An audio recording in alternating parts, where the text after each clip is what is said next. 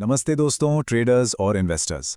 आज के इस खास एक्सप्लेनर में हम 8 मई 2026 के उस मैसिव मार्केट एक्शन को डीकोड करने वाले हैं जिसने पूरी दलाल स्ट्रीट को हिलाकर रख दिया। आज हम बात करेंगे मार्केट क्रैश के reasons, global tensions, crude oil का उफान, कंपनियों के नतीजों और गिरते बाजार में भी पेंट स्टॉक्स जैसे कुछ पॉजिटिव सिग्नल्स के बारे में। तो चलिए, बिना किसी देरी के इस पूरे मार्केट डायनामिक्स को समझते हैं। तो आज के इस डीप डाइव के मुख्य टॉपिक्स हैं। पहला, मार्केट क्रैश का पूरा एनालिसिस। दूसरा, ग्लोबल टेंशन और कच्चे तेल का इम्पैक्ट। तीसरा, कंपनियों के मिक्स नतीजे। चौथा, पेंट स्टॉक्स और नए आईपीओ से आते पॉजिटिव संकेत। और आखिर में बिग बुल राकेश झुनझुनवाला जी के कुछ गोल्डन रूल्स। तो शुरुआत करते हैं अपने पहले टॉपिक से, जहां हम सेंसेक्स और निफ्टी की इस भारी गिरावट का पूरा एनालिसिस करेंगे। देखिए, आज बाजार की शुरुआत ही काफी कमजोर रही। एकदम से लग रहा था जैसे बेयर्स ने पूरा कंट्रोल अपने हाथ में ले लिया हो। सेंसेक्स सीधा 516 पॉइंट्स टूटकर 77,328 के लेवल पर आकर गिरा।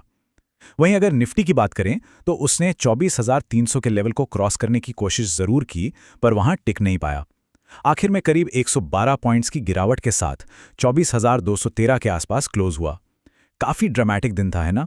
अब सवाल ये उठता है कि आखिर इस रिस्क ऑफ सेंटिमेंट और भारी गिरावट के पीछे वजह क्या थी? तो इसके तीन सबसे बड़े कल्प्रिट्स थे। पहला, अमेरिका और ईरान के बीच बढ़ता हुआ जियोपॉलिटिकल टेंशन। दूसरा, इस टेंशन की वजह से आसमान छूती कच्चे तेल की कीमतें।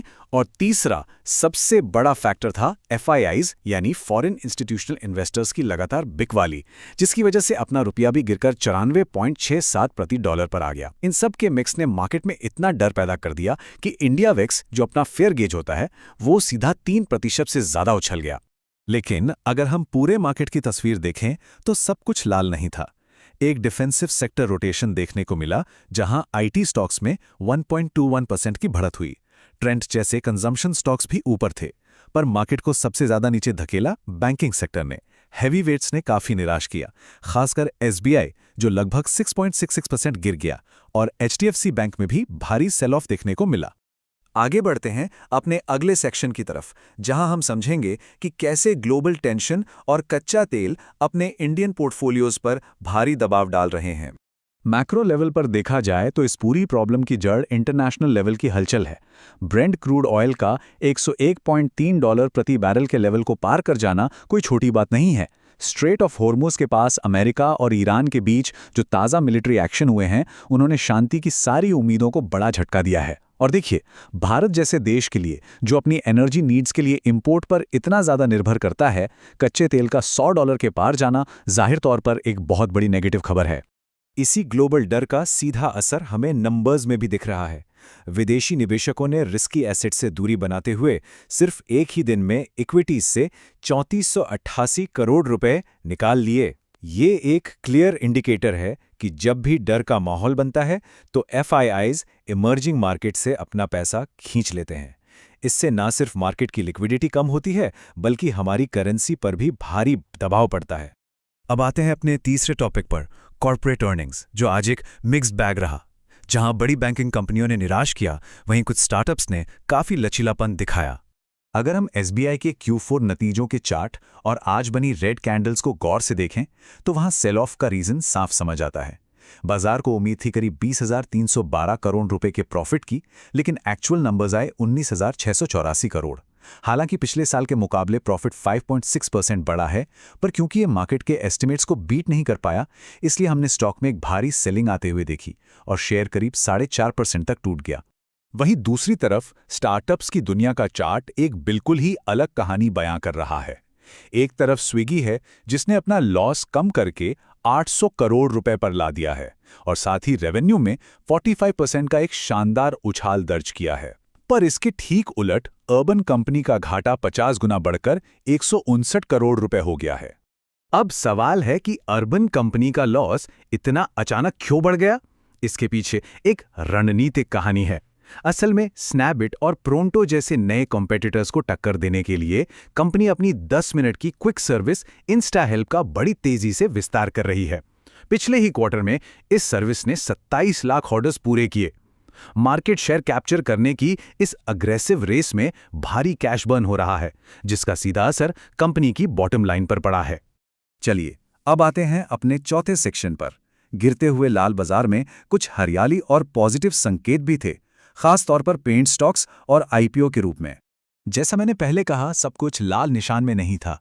इस क्रैश के बीच पेंट सेक्टर एकदम चमकता हुआ सितारा साबित हुआ। बर्जर पेंट्स 5.5-6% और एशियन पेंट्स 3% की बढ़त के साथ बंद हुए, और इंडिगो पेंट्स तो पूरे 6% ऊपर था। इस रैली के पीछे सबसे बड़ा ट्रिगर इन्वेस्टेक का एक रेटिंग अपग्रेड था। ब्रोकरेज का यह मानना है कि बिरला ओपस की आक्रामक एंट्री से जो एक्सट्रीम कंपटीशन का डर बना हुआ था, उसका सबसे मुश्किल दौर शायद अब खत्म हो चुका है। और आईपीओ मार्केट से भी एक बेहद शानदार खबर आई। फिनटेक कंपनी ओनिमी टेक्नोलॉजी सॉल्यूशंस, जो किश्त और रिंग प्लेटफॉर्म चलाती है, उसकी आज जबरदस्त लिस्टिंग हुई।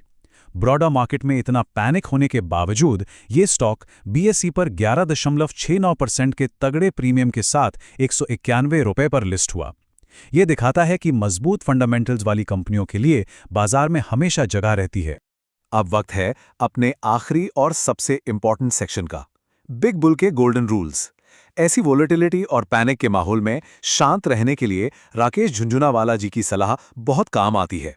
मार्केट में जब ऐसी उथल-पुथल होती है, तो ये 5 रूल्स हर इन्वेस्टर के लिए गाइड की तरह हैं।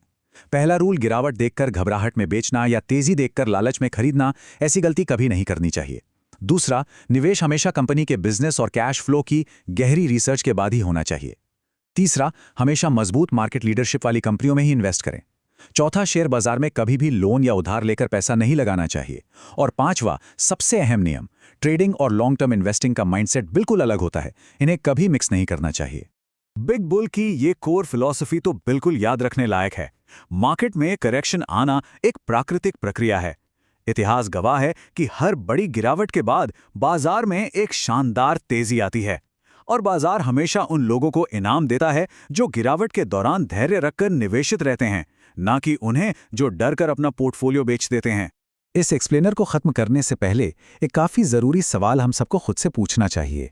जिस तरह से दुनिया भर में क्राइसिस बढ़ रहे हैं और कंपनियों के नतीजे ऊपर नीचे हो रहे हैं, क्या हमारी मौजूदा स्ट्रैटेजी सिर्फ रोज की खबरों पर पैनिक ट्रेड करने के लिए बनी है, या फिर इसमें लॉन्ग टर्म वेल्थ क्रिएशन और लीगेसी का सॉलिड विजन है? इस पर जरूर विचार कीजिएगा। आज के इस गहरे विश्लेषण में बस इतना ही। उम्मीद है इस जानकारी से आज के मार्केट हालात को बेहतर तरीके से समझने में मदद मिली होगी। सीखने और समझने का ये सफर आगे भी जारी रहेगा।